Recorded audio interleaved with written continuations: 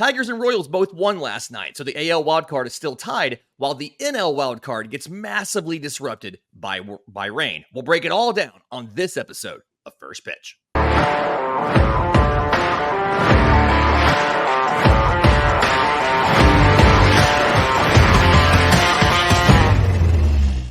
Yes, welcome on into First Pitch for Thursday, September 26th. Your home for news, notes, updates on Major League Baseball and what happened yesterday. I'm your host, Lindsay Crosby. You can follow me on Twitter at Crosby Baseball. He's Christian Rauh. You can follow him on Twitter at Christian S. Rauh, R-A-U-H. And Christian, we're going to get to the injuries in the AL East. We're going to get to the chaos in the NL wildcard because of weather.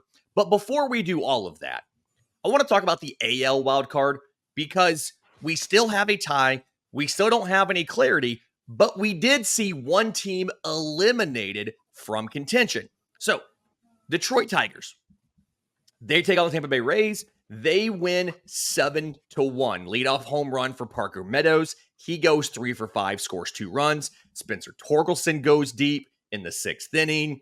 They go 3 for 8 with runners in scoring position and just thoroughly dominate the Tampa Bay Rays.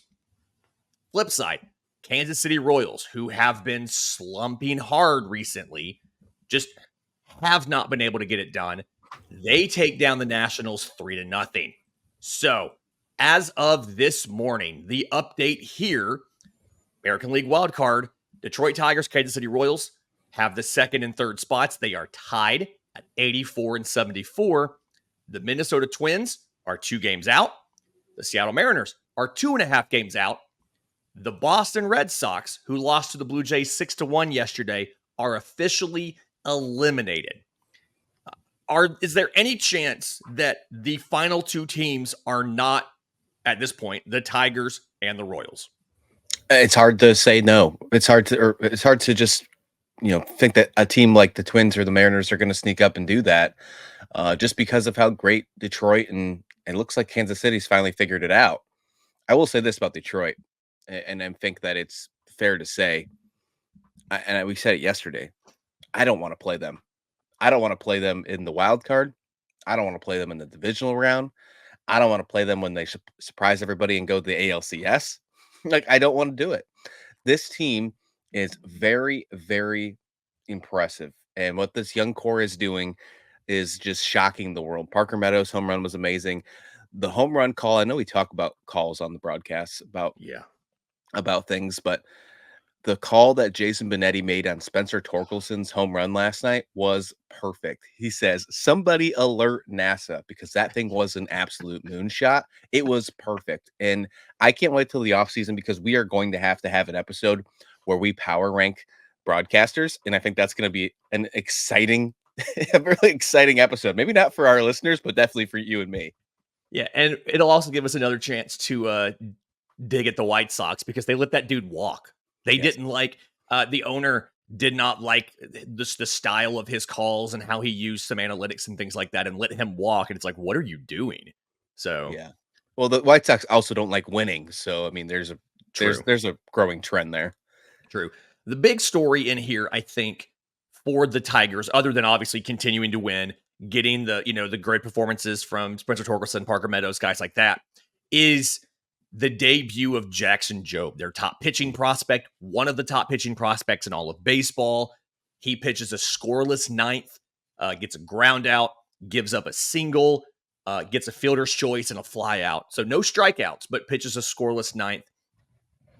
Detroit's bullpen covered 6 1/3 innings in this game.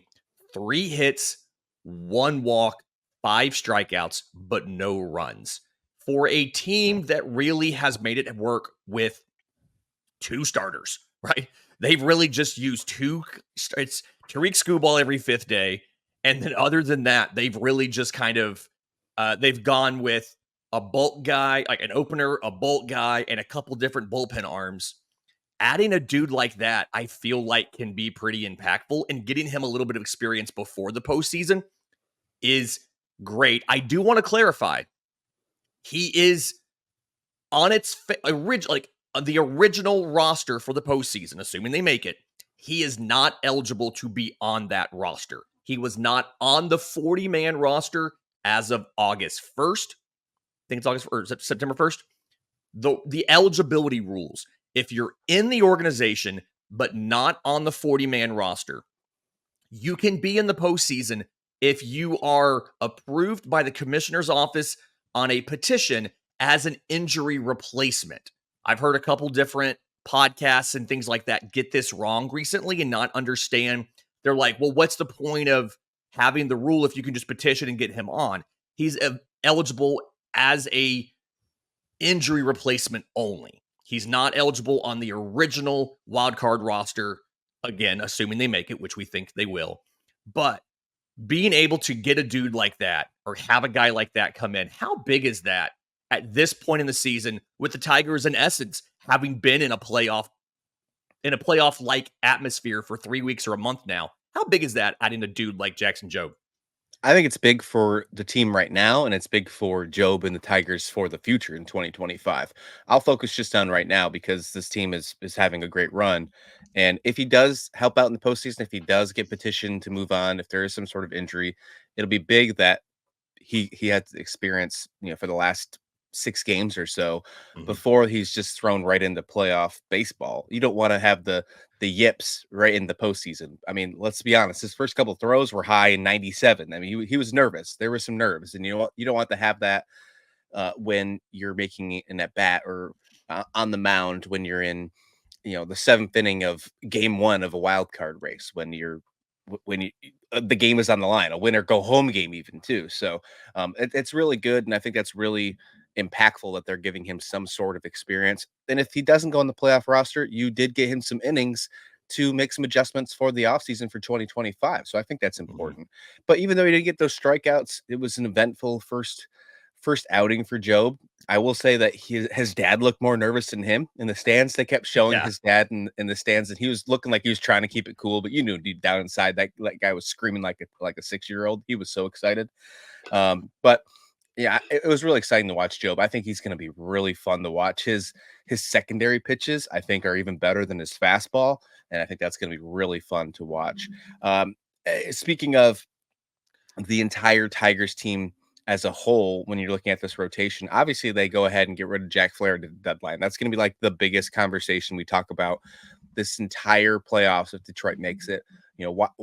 This pitching rotation, how they done. You mentioned how many innings that the bullpen had to take over yesterday. They were kind of at a luxury because of that, because Skubal pitched so well the day before. But Kiter Montero did not have his stuff yesterday, and that's something that was an issue, and that's something that they've kind of relied on during this winning streak to get into the postseason. He had, I think, 14 scoreless innings in a row before his last 2 starts, and that's something that's going to have to get improved. So, if you cannot just rely on Tarek Skubal for the postseason. Although Detroit has a really exciting team right now, the pitching rotation is still questionable, and I think that does have to be questioned when you're talking about them in the playoffs. Yeah, the thing there for Montero, he's one of the 2 regular traditional starters that they've kind of used, going back to when he came up in late July. He's almost every outing but one where he had an opener in front of him has been as a traditional starter, right? And a lot of these 7 innings, 6 innings, 5 innings, 6 1/3, 6 1/3. He had a complete game shutout of Colorado early in September.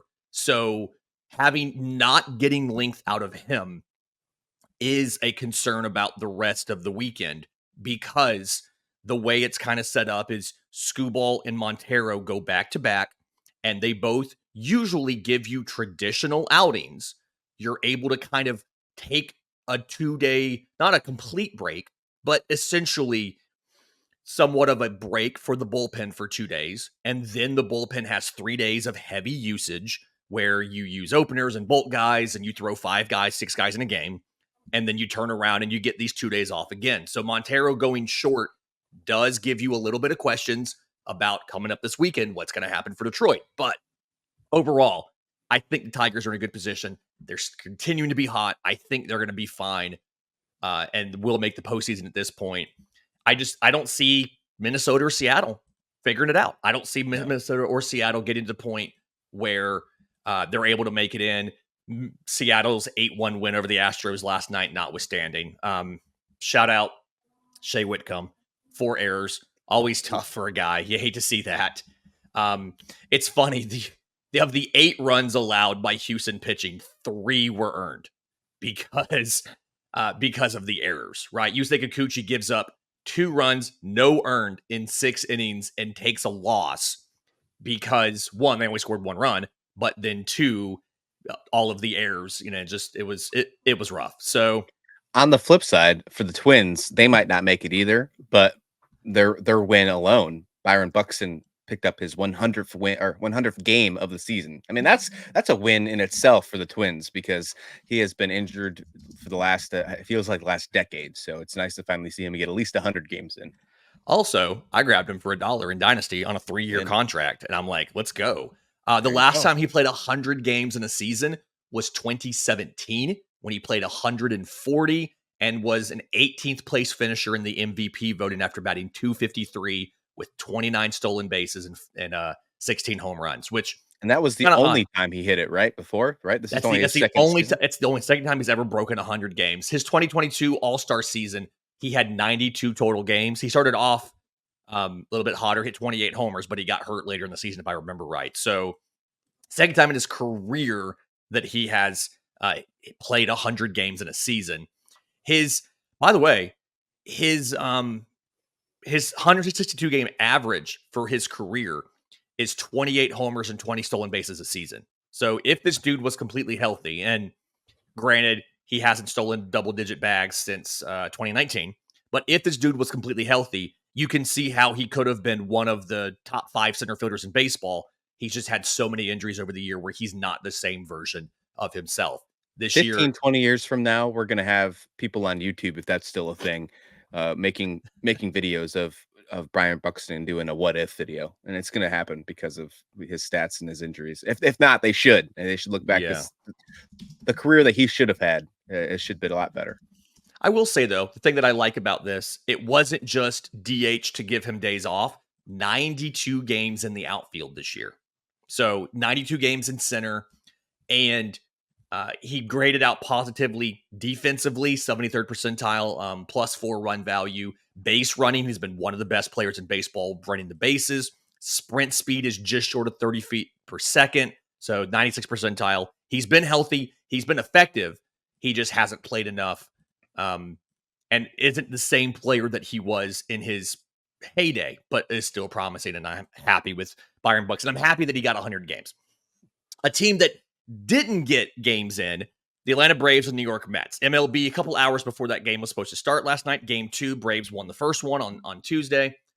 MLB announced that both Wednesday and Thursday games were being postponed because of the weather in Atlanta and the coming weather today. Reminder that that hurricane is going to be making landfall this evening. There's been heavy rain through the area already. A separate storm from the hurricane. The hurricane's supposed to come through overnight Thursday and into the early part of the day on Friday. Early indications as of now, they think Atlanta should be able to play Friday night against the Royals. But those 2 games are being made up on Monday as a traditional doubleheader. So what could potentially happen here? The Mets are leaving town to go to Milwaukee. They'll play Milwaukee, get done on Sunday afternoon. That's a day game. All games on Sunday are day games. There's no Sunday night baseball, I don't believe. And then they'll fly back to Atlanta. Those 2 teams could play up to 2 games on Monday. And then I'm just going to assume at the end of that, both teams are in. If both teams are in the postseason, one of them will be flying to San Diego for a Tuesday first pitch. The other one will be flying to Milwaukee to take on the Brewers. How badly did MLB screw this up? Because it feels like the easiest things to do. Both teams were off on Monday. The Mets had Sunday night baseball at home, but that shouldn't have precluded them from flying to Atlanta that night and playing a game on Monday. I'll remind you, last season, Atlanta was scheduled to have Sunday night baseball, and then they had to fly to Oakland to play 3 games in Oakland Monday through Wednesday. So Why didn't they either do a Monday, Tuesday, Wednesday series or a doubleheader on Tuesday and play on Wednesday and get the Mets out of town? Yeah, lack of planning, um, I'm sure had something to do with money. I'm sure that's the case. We did see something, some reports coming out yesterday that the Braves didn't want to move the schedule even up a couple hours because of ticket sales, and they didn't want to mess with that, and then move logistics around, bring concessions in, things like that. I mean, there's a lot of things around just moving a game up a couple hours. I get it. There's a lot of work to be done, and even if that was the case yesterday, if they would move the game up to, let's just say, a 1 o'clock game or an even 11 o'clock game, the rain started pretty early yesterday. So who knows if the game would have even got in the first game. So let alone um, doing all those logistics for nothing. I do think that they dropped the ball on not playing Monday. They both had an off day. We talked about it on the side. We're pretty sure that the Mets flew in on Monday or Or on Sunday. Sunday. On Yeah. Sunday, right? Sunday there night late. so there was probably an opportunity to definitely play that game, and I think they dropped the ball on that one. And I think that does come down to, again, logistics, and maybe the Braves didn't want to move because this is a pretty high impactful series, uh, and for ticket sales, it would hurt them, right? So, Yeah. Well, um, see, like that's the thing. The Braves had 41,000 there on Tuesday night. I find it hard to believe if MLB said on Sunday, "Hey, we're moving everything up a day," and they moved the game from Tuesday to Monday, that Atlanta probably still wouldn't have had 35,000 people there. yeah, I agree with you. I think that's the case too, especially if, the majority of fans know that there's a storm coming. So I Yeah. think they would rather have a game like that if they can make it on a Monday rather than a Tuesday, and possibly potentially miss your whole game because of a storm. So no, I'm with you. I think they definitely dropped the ball. I'm just trying to make some assumptions on why they didn't do it, and that's probably a bad idea on my behalf. However, I really don't know why they would miss out on something like this because it seemed like such a clear picture to play on Monday, and they didn't Yeah. do it. Now they have to play the following Monday on a double header, and then regardless if both teams make this, if one of the teams make it, that team is going to be screwed, especially the one who goes to San Diego. Come on, you're going to Yeah. play 2 games on a Monday and then go to San Diego. Who's I mean, probably the best team in the postseason, honestly. you're asking to get cooked. You're asking Yeah. to get cooked. The all indications, and we don't have anything official from MLB, of course not. All indications are that they won't need to play both games on Monday if the playoff position is fully decided and can't change on the result of the second game. Part of me wonders if the Arizona Diamondbacks completely collapse, and they did not last night. They did No. win last night over the San Francisco Giants 8-2. If the Diamondbacks collapse down the stretch and both teams who have a tiebreaker over Arizona, if both teams are a game up on Arizona entering play on Monday, if MLB will just not make them play these games at all. Part of me wonders if that's going to be the case. I don't know. I doubt they'll probably bang both of them, but you could see something. I think the worst case scenario is the Mets are, let's say the Braves are up by a game over the Mets. I don't know how that would happen, actually, now that I think about it. But I think the worst case scenario is these two teams tie on the tiebreaker, on the first tiebreaker, which is head-to-head record. Braves are up by 1 right now on the season. If you play one game and the Mets win and you're now tied and the standings are tied, you go into a second or third tiebreaker. But I don't think Atlanta's going to be able to catch them unless the Mets struggle over the weekend. It's a whole complicated thing, but Yeah. this could have been avoided. That's the point we're making. This could have been avoided. So Yeah, it looks like the Braves, if they win and sweep the Royals this weekend, they'll be able to get to 89 wins. Diamondbacks already at 88. So if the Diamondbacks win just one game this weekend, I'm pretty sure you're going to have to play both games on Monday. Well, Braves have the tiebreaker over the Diamondbacks, though. So you'd have to get 2 wins Okay. for the Diamondbacks Okay. to ensure that the games have to get played on Monday. Interesting. But either way, that's kind of neither here nor there. Okay, American League East injuries. We've got some news yesterday about the two teams at the top, the Baltimore Orioles, who continue to not let the Yankees win the division. They won 9-7 yesterday. The Baltimore Orioles have announced Grayson Rodriguez will not be coming back this year. He's not healed enough in order to return for the postseason. So they are now preparing him for 2025. The Yankees had scheduled starter Nestor Cortez get scratched that morning and ended up going on the IL with a flexor strain. They said at best he could theoretically return for the ALCS, but they don't know. Which of these injuries at the end of the day is going to end up being more impactful? Losing Nestor Cortez, losing Grayson Rodriguez. I'm gonna have to go with Gray Rod. I think losing Grayson Rodriguez is the biggest deal here. And although I like, guys like Corbin Burns, I think Dean Kramer's done a really good job lately for the Orioles as well. That's just a lot of injuries for Baltimore in that rotation. Mm-hmm. I mean, Kyle Bradish is out, John Means is still out, Tyler Wells. You still got Felix Bautista who's not returning, and then you add, Grayson Rodriguez. Those alone, those are three solid starters in your closer heading into the postseason that you had last year that you didn't have this year going into the playoffs. And in the playoffs last year, you couldn't win a game. So I think obviously having Corbin Burns is huge. Dean Kramer doesn't hurt. But man, that's I think that's big. Now with the Nestor Cortez side, you have a guy that was you have a little bit of depth, right? Marcus Stroman was slated to go into your bullpen. He did not look good yesterday, taking over. But that was also that's also one of those things. You're a starter. You don't know you're going to start until midday that day. I'm not six earned on 10 hits and 3 1/3. That's not good. It's also hard to blame him for being thrown into that. Right, 100%. And I think that if you look at, with the Yankees and the Orioles, you probably have to compare Marcus Stroman to Cade Povich, right now. That's probably where those comparisons are. And I think I'd take Stroman over Povich at the moment heading into the postseason. And most likely both of them are going to be in the bullpen anyways as we get to the playoffs. Yeah. But the top three starters in the Yankees right now look a lot better than the top three starters on the Orioles heading into the playoffs. So, yeah, I do think Gray Rod is the biggest concern.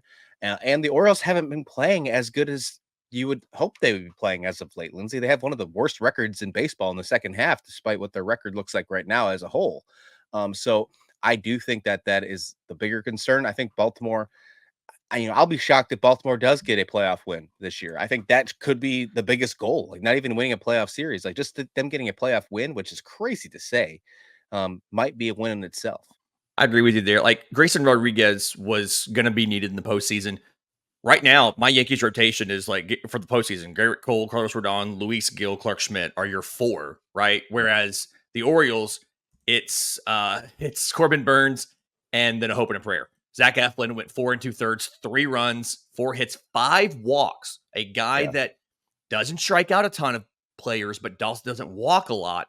5 walks is concerning, and so I'm really not confident in where these Orioles are as you enter the postseason, and that's not good. And it's hard to see them advancing very far given what's going on and given the rotation and the pitching issues.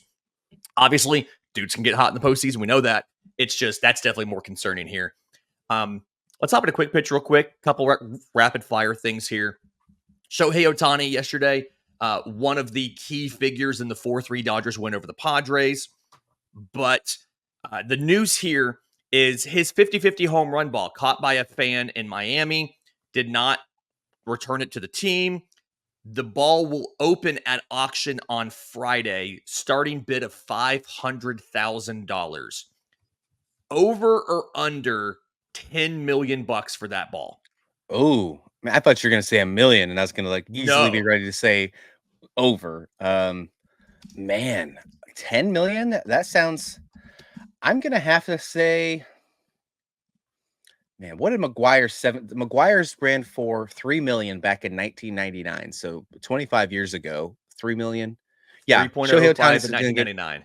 Shohei Ohtani's is going to go over 10 million in this economy. Yeah. We're going to get over 10 million. See, I be close. I threw out 10 million. Now that I'm looking at the auction listing, apparently there is a buy it now option for 4.5 million. You can just give him 4.5 million right now and get that ball. What? Or you can no, it's not. Yeah, it's just wild to me that this is. I absolutely 5. That sounds pretty low in comparison to what McGuire's home run went 25 years ago. Like only a million more for. I really think this ball is going to go for a lot more than 4.5. I think this. I mean, I don't know if it'll be 10. I threw that out kind of on vibes. I really think it's going to go for more than 4.5 though. I think when you factor in how much bigger the audience is for Shohei, because you have all the domestic fans, but you also have the international fans, I really think If that ball went for $3 million in 1999, the 70th home run ball, I Yeah. really think this one's going to go for more than 4.5. I do believe it is authenticated as well. It did get authenticated before he left. It's been with the auction house almost immediately after. By the next Monday, they already had it in their possession on consignment. I think this is going to be much more than that. Me So, too. Yeah, I'm surprised there's even a buy it now option because, yeah. yeah, okay, all right. Well, I guess it probably won't reach 10 million, but I'd be shocked if it doesn't get to that buy it now number. Then, Yeah. All right. Aaron Judge hits his 57th home run last year. He was cursed by Paw Patrol for a while. He now has 4 homers in 4 games. Does Aaron Judge get to 60 home runs this year? Although he was stopped by Chase, I don't think Chase is going to be able to be on the case for this one. I think that he's going to just miss 60 home runs, and I don't think makes a bad season by any means. But there's just not enough games. I know he's hitting 4 in 4 games, and there's still enough time for him to do that if he hits one in every game. But I think he's going to either take a step back, or he might not play in a couple of these games over the weekend because although they do have a bye coming up in the postseason. Getting a chance to rest Aaron Judge before the playoffs start is probably a good idea. So, no, I think he misses out. He's at 57 now. Let's go ahead and say he misses it by 1. He goes to 59. Oh, that would be a heartbreaker. Judge also in this game picked up his 142nd RBI.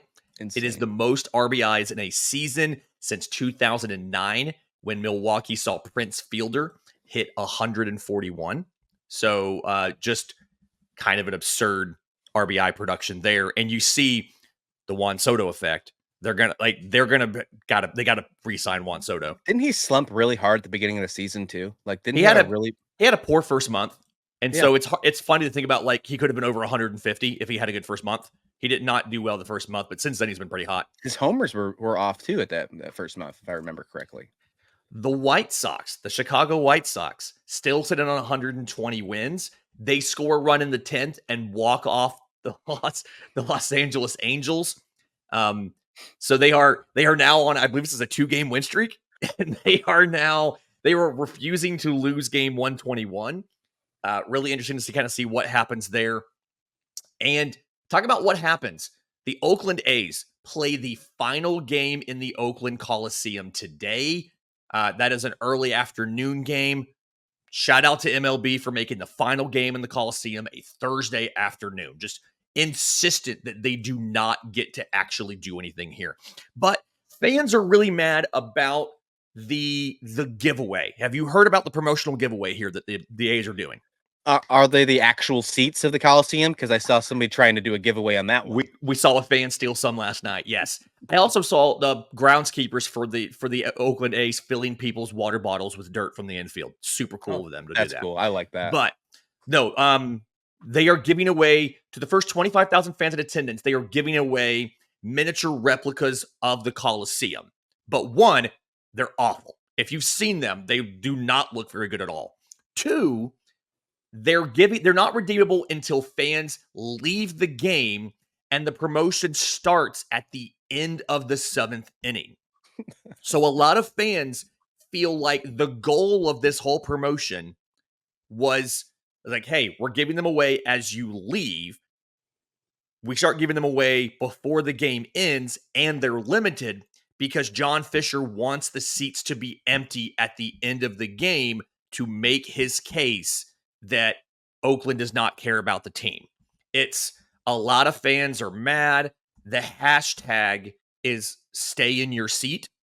And it's just another example of how the Oakland A's, John Fisher, and by extension, MLB, who has either explicitly or implicitly endorsed all of this, have completely screwed up this entire process by not standing up to John Fisher and doing anything in this process right. Yeah, I want to root for the players of the team, and I of course want to give a shout out to the fans who stick around. But I wish no success of the Athletics for whatever the city they go to next. I don't. I obviously I just can't. Not until John Fisher becomes a former owner of a baseball team, and when he does sell, I'll be the first in line to buy the new hat, the first in line to buy the new T-shirt, and support that team as it is. But right now, there's no way that I can even think about rooting for them. So until then, now I hope that they have the record worse than the White Sox. I hope they break the White Sox record in 2025, Lindsay. I can't wait for that to happen. While they play in a minor league ballpark. It's Yep. embarrassing how they even got to this point. Okay, wrapping up. Not a full slate of games today. We've got 9 games. Obviously, Braves Mets. We're going to be part of that. They're not. Which is the better matchup? Joe Musgrove versus Walker Buehler as the Padres take on the Dodgers, or Corbin Burns versus Garrett Cole as the Orioles take on the Yankees? Ooh, man, I'm gonna go with the late one, Musgrove versus Bueller, because I do think that there's still a lot of questions to be answered with that Dodgers rotation. Walker Bueller is the big one that you have to circle around. He had a good start in his last time out. I think it helped him save a spot on the playoff roster. Now let's see if he can get himself maybe as a potential Game 3 starter moving into the playoffs. So yeah, I think that's a big one. I want to see what Walker Bueller can do, and that series is tied right now, and it's big implications. The Padres can still win the NL West. And I will say a little sidebar A here. lot of help Kumar, there, but they can. yeah, Kumar Rocker also pitching for the Rangers. I'm looking forward to seeing that one. Yeah. Joe Musgrove, since the All-Star break, 8 starts, 3-1, 2.05 ERA. He's been great since he came back from injury. For me, though, I'm going to go Burns versus Cole. I think one best matchup of 2 starters, that you're going to see. Just the skill of the 2 pitchers, as well as the stakes here. The Orioles are still not dead in the AL East. The Yankees have been sitting on a Yankees win or an Orioles loss gets them the division. This is now the 3rd game that's been true, and they can't seem to put away Baltimore. So tonight, you either get to watch the Yankees celebrate winning the East, or you get to watch Baltimore continue to stay alive on a great pitching duel between 2 former Cy Young winners. And selfishly, I pre-wrote a piece for Sports Illustrated about how the Orioles botched the trade deadline and gave the division to the Yankees, and it's been waiting to run for a couple days. So I'm rooting for the Yankees in this one just because I thought it was a good piece, and I want to see it go up. I want to see it go up. Yeah. Yeah. No, that's a good call. I don't think I can ever in the right mind say go Yankees over the Orioles, but for this case, I might be a little excited if they get the win so you can be able to get that post up. There you go. Thank you. This has been First Pitch for Thursday, September 26th. If you're listening on audio, do us a favor, leave us a 5-star review. If you're on YouTube, subscribe to the channel, leave a comment down below, hit the notification bell so you know when we drop a new episode. And either way, tell your baseball-loving friends that there's a great show out there that recaps on a daily basis what happened in Major League Baseball. Until next time, this has been First Pitch.